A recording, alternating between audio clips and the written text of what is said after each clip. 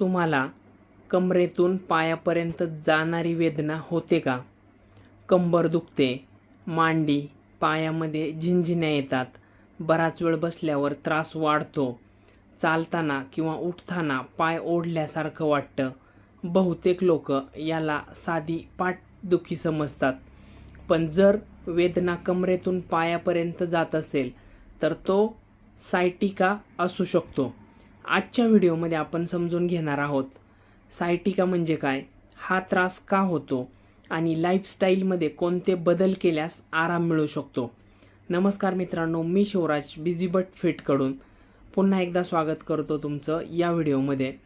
तर सायटिका म्हणजे काय, आपल्या शरीरामध्ये एक मोठी नर्व असते जिला सायटिक नर्व म्हणतात. ही नर्व कंबर, मांडी आणि पायापर्यंत जाते. जेव्हा या नर्ववर प्रेशर येतो किंवा इरिटेशन होते तेव्हा वेदना सुरू होतात. ही वेदना कमरेतून सुरू होऊ शकते, त्यानंतर पुढे मांडी आणि पायापर्यंत पोहोचू शकते. यालाच सायटिका म्हणतात. सायटिकाचा हा त्रास कशामुळे होतो, तर सायटिकाचा त्रास होण्यामागे अनेक कारणं असू शकतात, ज्याच्यामध्ये जास्त वेळ बसून काम करणं. बिझी प्रोफेशनल्समध्ये हे खूप कॉमन आहे. सतत लॅपटॉपसमोर बसणं, गाडी चालवणं, कमी हालचाल, यामुळे कंबर आणि स्पाईनवर प्रेशर तयार होते.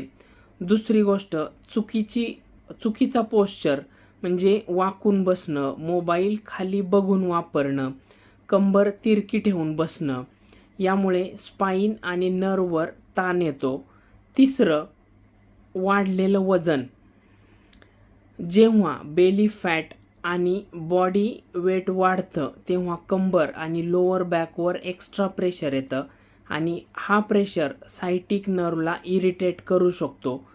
चौथा मुद्दा, याच्यामध्ये जर वीक मसल असतील, जर कोर वीक असेल तर पाठीचे मसल वीक असतील तर फिजिकल ॲक्टिव्हिटी कमी असेल, या सर्व कारणामुळे सुद्धा स्पाईनला प्रॉपर सपोर्ट मिळत नाही.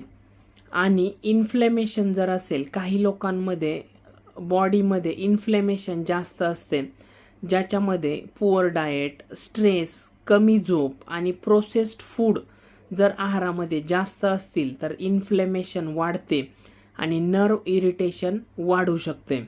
सायटिकाची जर लक्षणं पाहायला गेली तर याच्यामध्ये सिम्पटम्स जर असतील, ज्याच्यामध्ये कमरेतून पायापर्यंत वेदना येणे, एका पायामध्ये जास्त त्रास होणे, झिंझिण्या वाटणे, नमनेस जाणवणे, पायामध्ये जळजळ होणे, बराच वेळ बसल्यावर वेदना वाढणे, उठताना स्टिफनेस जाणवणे, जर वीकनेस खूप वाढला किंवा चालायला त्रास होत असेल तर सल्ला घेणं गरजेचं आहे. लाईफस्टाईलमध्ये जर बदल करायचे कुठले जर असं आपण ठरवलं तर सायटिकामध्ये फक्त पेनकिलर घेऊन उपयोग होत नाही. रूट कॉजवर काम करावं लागतं, ज्याच्यामध्ये पहिला मुद्दा येतो सिटिंग टाईम कमी करा.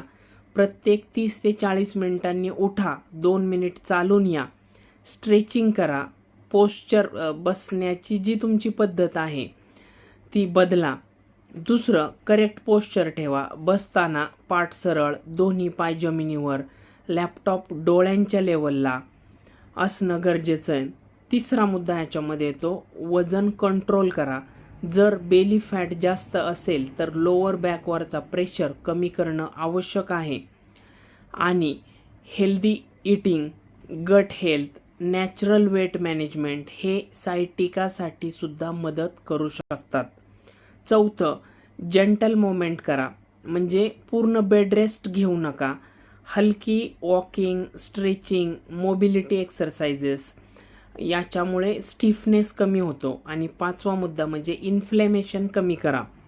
प्रोसेस्ड फूड, जास्त शुगर, लेट नाईट जागरण, स्ट्रेस हे कमी करा आणि फोकस करा घरचं अन्न खाण्यावर, पाणी जास्त पिण्यावर, झोप जास्त घेण्यावर, अँटी इन्फ्लेमेटरी लाईफस्टाईल योग्य पद्धतीने अवलंब करा आणि सगळ्यात महत्त्वाचं गट हेल्थ इम्प्रूव्ह करा.